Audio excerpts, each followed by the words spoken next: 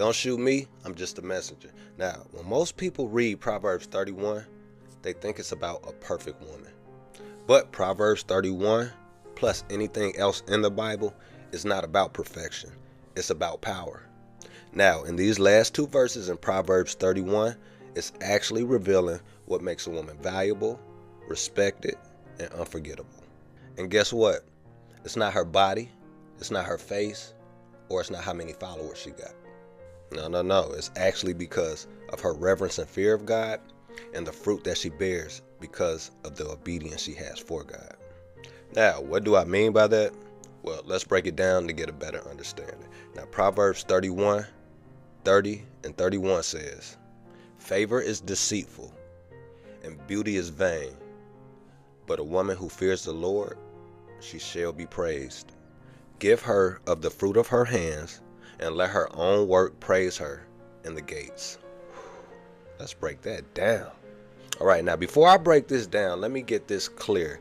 These two verses right here dismantle the modern day culture's worth of what a woman is. So let me just throw that out there right now, and let me show you what God says a real woman is.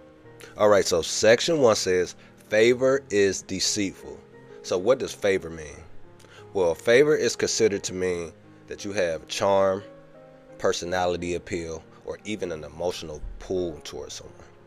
Well, the reality is you can be liked and still not be honored. And you can also be desired, but still not valued. You see, attention feels good, but it lies so much. And I say this because the reality is attention does not equal commitment, protection, or a covering. See, many women are drowning in compliments, but they're starving for honor and respect. All right, let's move to the next section where it talks about beauty being vain. Now, just like everything in life, beauty has its pros and cons. And what I mean by that is that beauty is powerful, but it's also temporary. Because beauty can attract a man, but your beauty cannot keep a man. Beauty can get someone to buy you a house, but it can't build you a home. Beauty can have someone have your child like this, but beauty won't help you raise the kids. You see, beauty can even attract a comfortable life, but beauty can't protect your soul. And guess what? If your identity is built on what fades, you will literally live in fear of aging, change, or even competition. Even though God made a lot of women beautiful, He never told them to be beautiful. He told them to be fruitful. All right, let's move over to section 3 where it says, a woman who fears the Lord. Now, I want to clear up this misconception because a lot of people think the fear of the Lord means be scared like you're scared of a bully. No. That's not what it means at all. It actually means having reverence. It means disciplining your mind and choices to line up with God's principles. This means showing obedience instead of rebelliousness. It means showing wisdom, applying the knowledge of God's truth instead of a bunch of knowledge in your emotions. It literally means being able to govern yourself with the power of the Holy Spirit. Now, this woman is going to have boundaries, standards. She's going to be able to restrain herself. God will give her spiritual authority, and she will have inner peace. You see, her true power comes from alignment with God, not through attention from others. So the result of that is she will never have to chase. She will attract through God's order. All right, so let's move to the next section where it says, her fruit speaks. Now, what is this saying? Her fruit speaks. Because it says, give her of the fruit of her hands.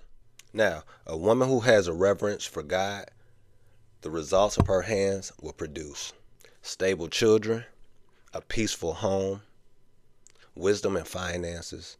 You see, what fruit is? It's the visible evidence of the invisible discipline. Then it says, let her own works praise her in the gates. Now it says in the gates, but what are the gates? Well, the gates are the public place where people will honor, judge, and discern you. So this means her life speaks for her. She doesn't have to advertise it. People already see it. Why? Because her fruits, her actions, they already introduced her to the people. All right, guys, let me close this message by just saying this. It's 2026. It's a new year. And God is restoring women who are not loud, but lasting. Not the ones who are popular, not the ones who are trending, but the ones who are powerful and the ones who are going to remain timeless. Now, if you forget anything I said in this message, do not forget this. Beauty will always attract, but wisdom is what's going to sustain it, and the fruit that you bear is what's going to leave your legacy.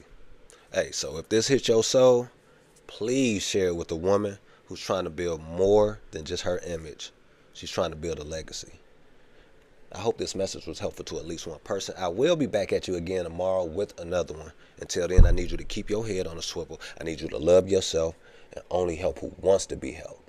I love y'all. I'm out!